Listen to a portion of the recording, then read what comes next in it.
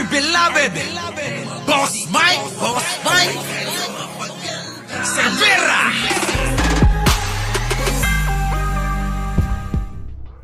Inamin ni Senate President Vicente Tito Sotto III na makikipag-usap siya kay dating House Speaker Martin Romualdez kaugnay sa pag-iimbestiga ng Senate Blue Ribbon Committee sa mga maanumalyang flood control projects. Well, nakapagpa-set up na ako ng meeting. It might be later or tomorrow. Basta within the next few days, we will be able to talk, sabi ni Sotto. Sinabi pa ni Sotto na ang pakikipag-usap niya kay Romualdez ay pinaaalala sa kanya ni Senate Pro Tempore Panfilo Ping Lacson na nagbalik na pinuno na nabanggit na komite. Particular na binanggit ni Sotto na pag-uusapan nila ni Romualdez ang planong imbitahan ito sa Senado para humarap sa pagdinig kasama si dating Ako Bicol Party List Representative Zaldico. Samantala naman, may kumpiyansa na sinabi ni Senate President Vicente Tito Sotto III na matatag siya sa kanyang kasalukuyang pwesto. Sinabi ito ni Sotto nang tanungin hinggil sa umuugong na pagpapalit muli na liderato ng mataas sa kapulungan ng Kongreso. Aniya mismo si Senate Minority Leader Alan Peter Cayetano ang tumiyak sa kanya na walang pag-uusap sa minorya hinggil sa pagbabago sa liderato ng Senado.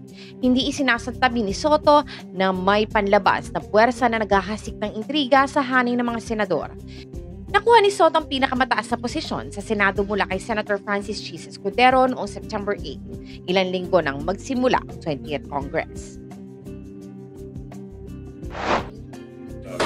Nais makausap ni Senate President Vicente Sotto III si late 1st District Representative at dating House Speaker Martin Romualdez.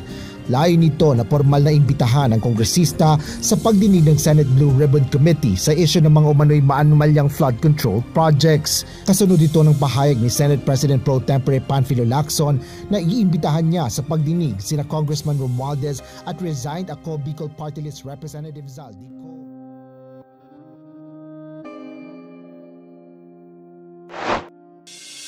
Ni Boss Mike Cervera, ito po si Anino TV na nagsasabing mahalin natin ang ating kapwa, ipagdasal po natin lagi ang ating bansa.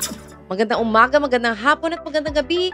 Saan man dako ng mundo naroon kayo at syempre, magandang buhay na rin para sa ating lahat. Maraming salamat po. Our beloved Boss Mike Cervera.